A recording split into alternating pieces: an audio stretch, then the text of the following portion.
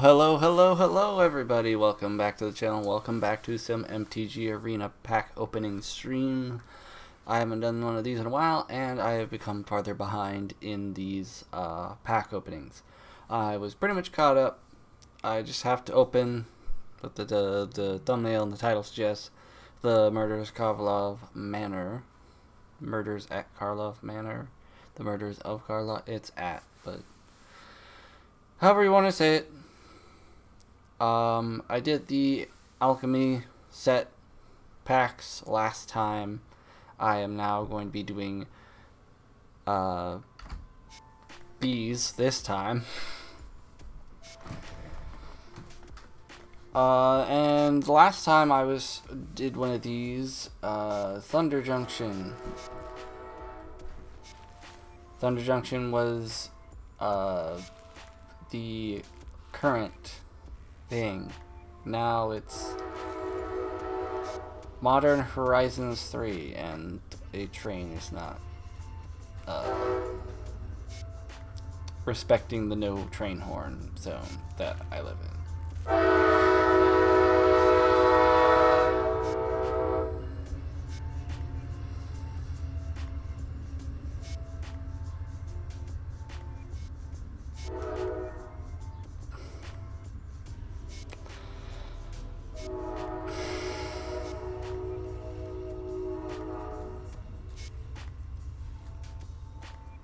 It's supposed to be a no train horn. So the town I live in is a no train horn zone, and occasionally we get one of these jerkwads that are like, "Oh, I'm not supposed to do this."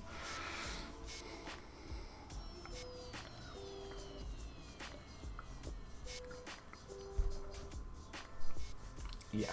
Anyways, we're going to be doing Murders at Karlov Manor. So we're going to start with opening our first pack. As always, we start from the bottom right, work our way to the top left, because that's where they decided to put the unrevealed card. So we will start with Agency Coroner, which is a 5-drop creature Ogre Cleric. It is a 3/6 and has the ability to pay 3 mana and sacrifice another creature, draw a card. If the sacrificed creature was suspected, draw 2 cards instead. So, I don't remember what suspected is. Hopefully we get a reminder at some point during the stream, because I don't remember. It's been so long. So, we will go on to the next card, which is Benthic Criminologist. Okay. It's also a 5-drop. It's a creature, Merfolk, a wizard. It is a 4/5. And whenever Benthic Criminologist enters the battlefield or attacks, you may sacrifice an artifact. If you do, draw a card. I like the may sacrifice mechanics a lot more than you must. Like, sacrifice another creature is part of the payment for this one, where this one has an ability that, if you so choose, let's say you put out an artifact and it's not really doing anything for you now, or it got like nullified to where like it's still there, it just can't do anything. You can use it to draw a new card, which is nice. We're going to move on to Extract a Confession, which is a 2-drop sorcery. As an additional cost to cast this spell, you may collect Evidence 6, which collect evidence. To collect evidence, exile cards with your total mana of the number or greater from your graveyard. Okay. Each opponent sacrifices a creature if evidence was collected. Instead, each opponent sacrifices a creature. Period. If evidence was collected, instead each opponent sacrifices a creature with the greatest power among creatures they control. Excellent. That's actually pretty good. Moving on to Absolving Lamassu. Okay, it is a 5-drop creature, Lamassu. It is a 4/3 with flying. When Absolving Lamassu enters the battlefield, all suspected creatures are no longer suspected. When Absolving Lamassu dies, you gain 3 life and suspect up to 1 target creature an opponent controls. Okay, and here's our refresher that we wanted, or at least I wanted. A suspected creature has menace and can't block. Okay.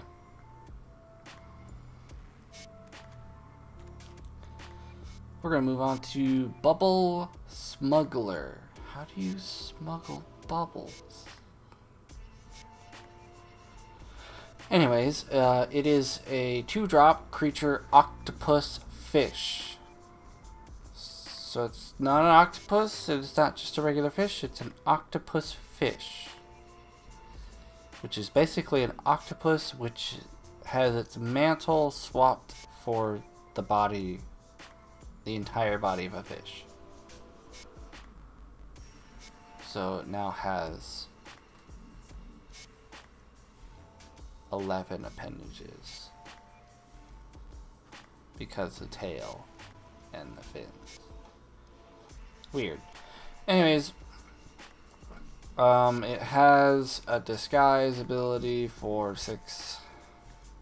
Disguise, you may cast this card face down for 3 mana as a 2/2 creature with ward 2. Turn it face up at any time for its disguise cost. As Bubble Smuggler is turned face up, put 4 1/1 counters on it.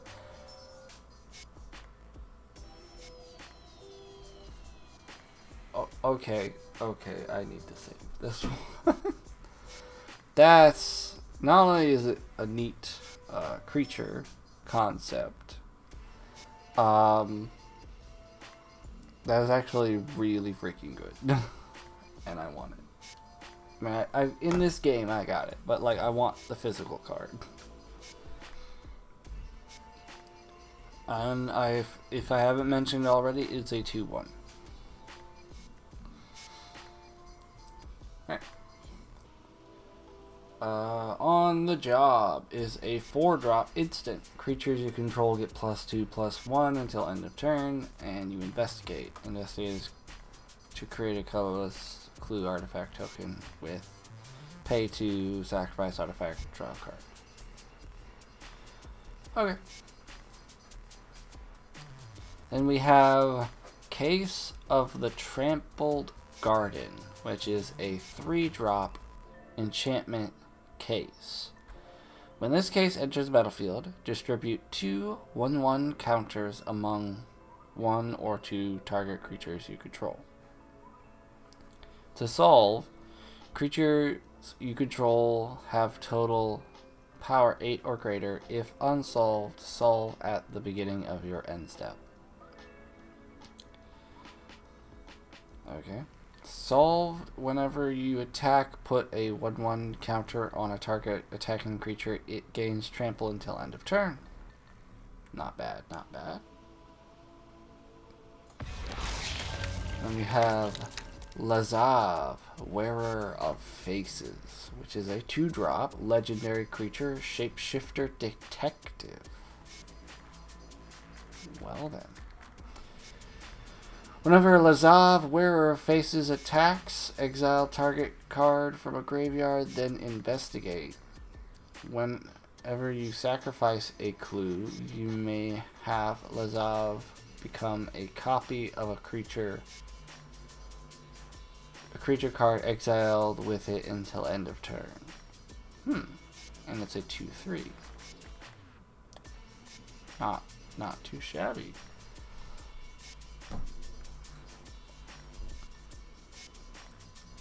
I take picture.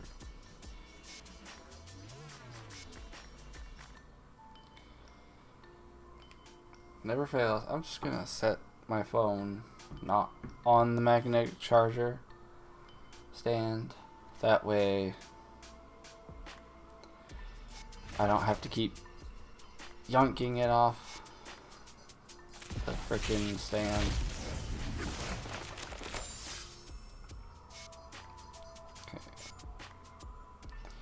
So now we have, first and foremost, Shady Informant, which is a 5-drop creature ogre rogue. When Shady Informant dies, it deals 2 damage to any target. It has a disguise mechanic for 4 mana. It is a 4/2. Alright. We've got Projector Inspector. Okay. It is a 3-drop creature human detective, which is a 3/2. And whenever Project Inspector or another detective enters the battlefield under your control, and whenever a detective you control is turned face up, you may draw a card. If you do so, discard a card.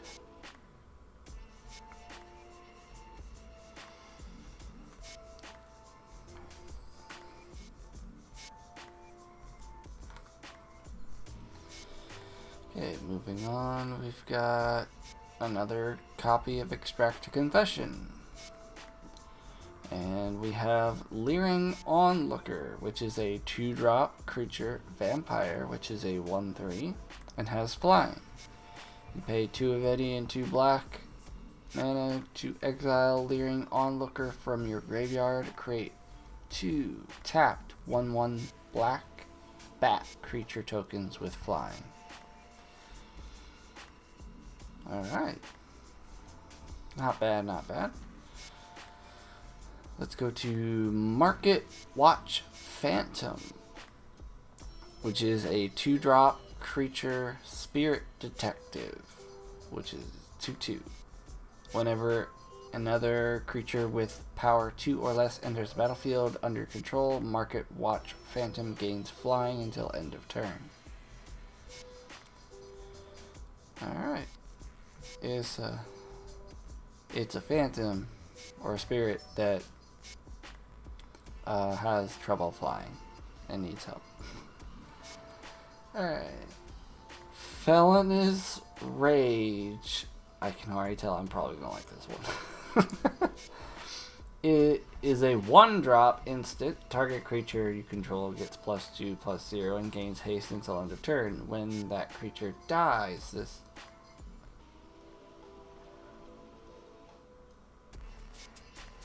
Well, that's kind of rude to assume it's going to die. But it says when that creature dies this turn, create a 2/2 white and blue detective creature token.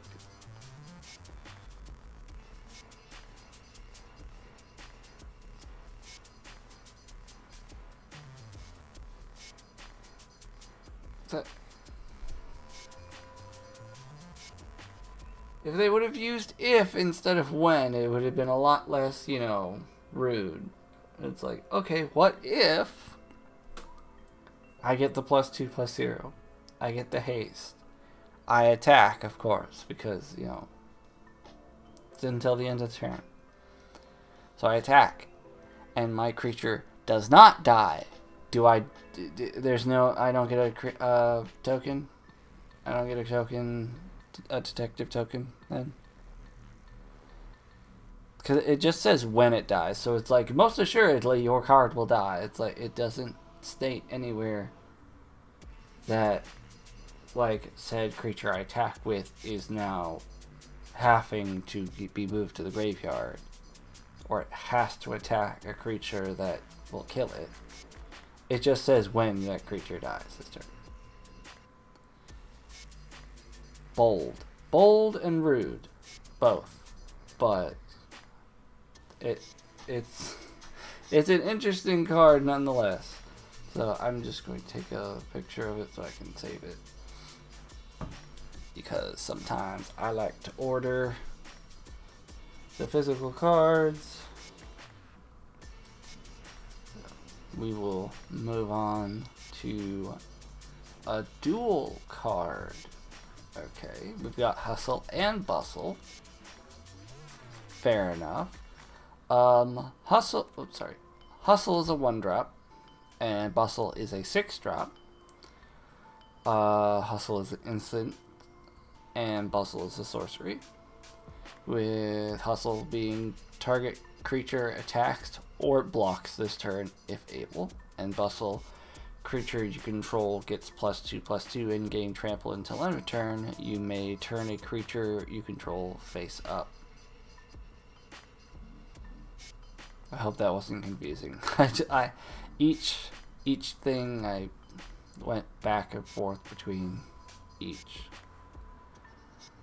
I think this might be the first dual card. I mean, I've had cards that had like a creature that had an instant in the text box down below, and I've had double-sided cards, but I think this is my first both cards occupy the front face card in Arena. I've had one or two in the physical game, but yeah, so that's an interesting one. And now we will move on to the last card. Anzrag, the Quake Mole, is a 4-drop legendary creature mole god, and it's at 8/4. Holy! And this is a 4-drop, and it's an 8/4. What? When Anzrag, the Quake Mole, becomes blocked, untap each creature you control. After this phase, there is an additional combat phase. Jeez. And this is only 4 mana cost card.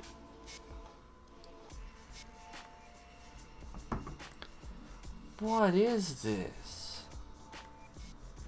It also has an additional ability for 7 3 of any 2 red and 2 green mana. And Zrag must be blocked each combat turn if able. Which causes the whole thing. Jeez. That's quite the card there. Alright, 2 more.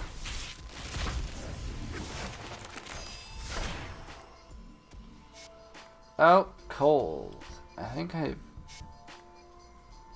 pulled this from one of my alchemy things, but I'll read it regardless. Out Cold is a 4-drop instant. This spell can't be countered. This includes by the ward ability. Tap up to 2 target creatures and put a stun counter on each of them. Then investigate. Yeah, I think I remember that being in one of the alchemy packs. So, yeah.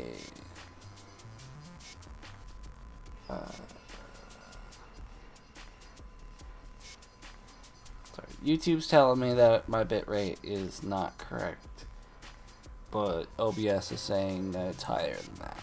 So, if there's any lag, it's YouTube's fault, not mine. My internet's running good, my OBS is running good.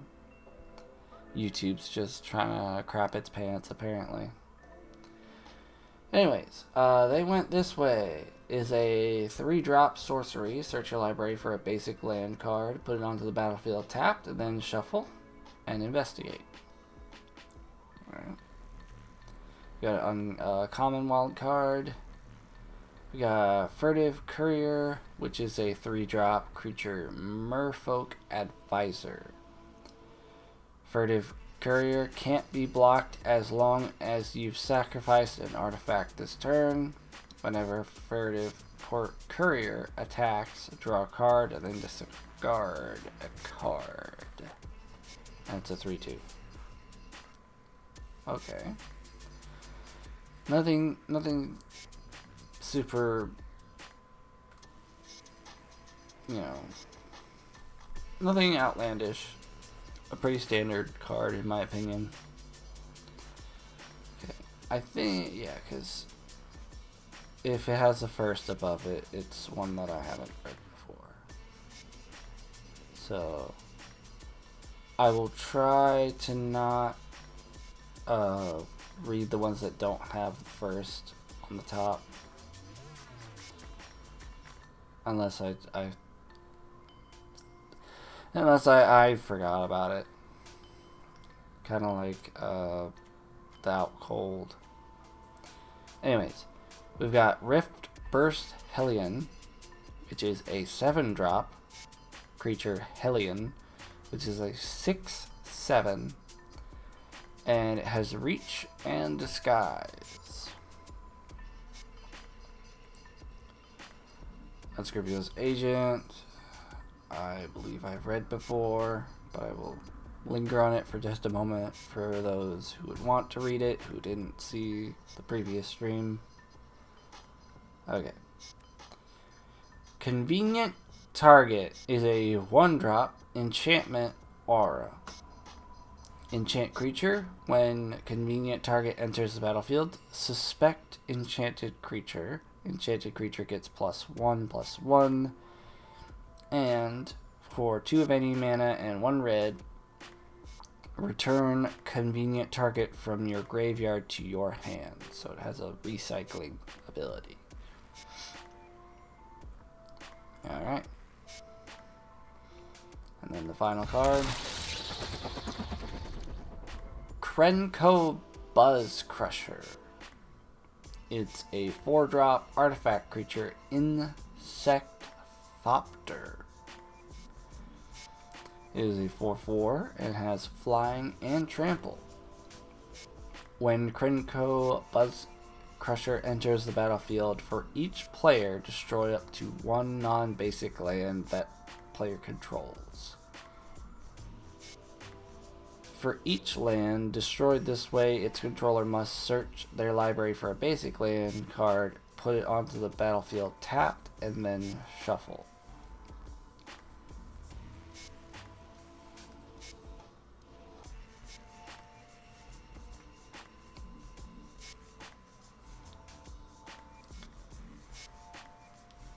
Sounds like something's going down out there. I heard some sirens, I heard a freaking fire engine horn. What's going on?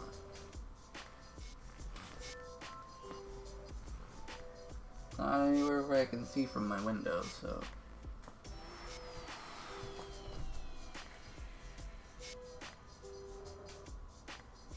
That sounds like close.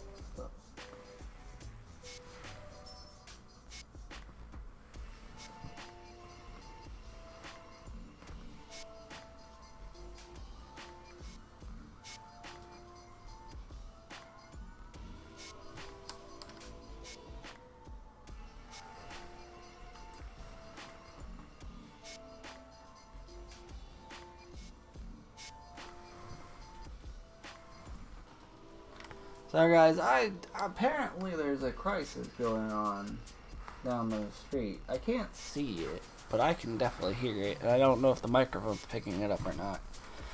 But yeah, that's so what I'll probably do is open this last pack and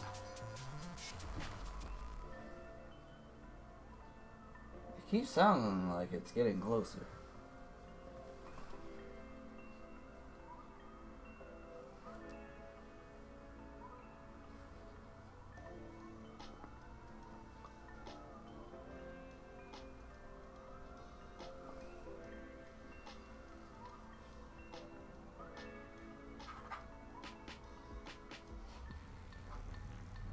Yeah, guys, I'm gonna be opening this last pack and calling it, because you guys don't need a whole bunch of craziness going on in the background. That, and I'll save the I can't even remember the name of the, I think it's like Thunder Junction or something. Like, I can't remember what the other expansion thing is called. But I will save those for next time. I will just get through this pack and then I will probably try to find out what's going on out there. I cannot see from my window what all's going on, but I do have an errand to run, so I'll just use that as an opportunity to try to see if I can find out what's going on. Alright, but first let's get through this pack. Reasonable Doubt. Suspect. Okay, it has the suspect thing in it, sorry. It's a 2-drop instant, counter target spell unless its controller pays 2. Suspect up to 1 target creature. Alright. Pretty standard counter card. Alright. We got another Projector Inspector and another Unscrupulous Agent. We got a Magnetic Snuffler, which is a 5-drop artifact creature construct. It's a 4/4. When Magnetic Snuffler enters the battlefield, return target equipment card from your graveyard to the battlefield attached to Magnetic Snuffler. That's pretty useful. Whenever you sacrifice an artifact, put a +1/+1 counter on Magnetic Snuffler. That's actually a pretty useful card. At least, I think it is. So. Then we got Crowd Control Warden, which is a 5-drop creature Centaur Soldier. Is a 4/4. That sounded really close. But, yeah. As Crowd Control Warden enters the battlefield, it is turn face up, put X +1/+1 counters on it, where X is the number of other creatures you control, and it has a disguise ability. I do believe I mentioned that it was a 4/4. Okay. We got Vengeful Creeper. Ooh. It is a 5-drop plant elemental creature. It is a 5/5 with disguise 6. When Vengeful Creeper is turned face up, destroy target artifact or enchantment an opponent controls. That's pretty useful. And then Flourishing Bloomkin is a 2-drop creature plant elemental, so 2 plant elementals back to back. It is a 0/0, so not sure. Okay, so I was about to say, if it's a 0/0, it's dead. But Flourishing Bloomkin gets +1/+1 for each forest you control. So you have to have at least 1 to summon this thing. And you better hope you didn't get it from a Mandadork. Because then that's not necessarily a forest. Or if you like have a land that's like, this is a land of any color, or pay for any mana color cost, it's not, I don't think it's technically a forest. So then if you play it using that, it would be dead on arrival. DOA. Because I don't think that would count as a forest. So make sure you at least have a actual forest, or preferably more than one, in your actual in play before using this card, because pretty sure if any way that you play it, it would remain as 0/0. I'm pretty sure it would immediately die and would have to go to the graveyard. I'm not sure on that ruling, but honestly, you should have green. You should have forests out if you're planning to use this card in any way. So, anyways, has a disguise 5 ability. When Flourishing Bloomkin is turned face up, search your library for up to 2 forest cards, reveal them, then put one of them onto your battlefield, tap, and the other into your hand, and then shuffle. See, that's also really good. Okay, so final card of the stream is Shadowy Backstreet. It is a land. It is a plain swamp. So now they're like going to specify like, this is a plain swamp, this is a forest island, blah blah, like all that. Maybe. This what's making me believe. It enters the battlefield tapped. When it enters the battlefield, you surveil 1, which is look at the top of your card of your library. You may put it into your graveyard. So it's similar to scrying, but you can't put it on the top or the bottom of your library. You either put it back or you get rid of it. And then you can use it for either swamp or plain mana, which is a given. But yeah, usually dual colored lands like this don't specify that it's like a plain swamp or a mountain forest or a this, that. Is like, but if they start doing that, I'm all for it. It helps people out. For those that aren't, it helps newer players understand that like this is that and that. So anything that make things more clear and more transparent for newer people is always welcome. So, and it's kind of weird to end the pack opening stream on a land, but there you have it.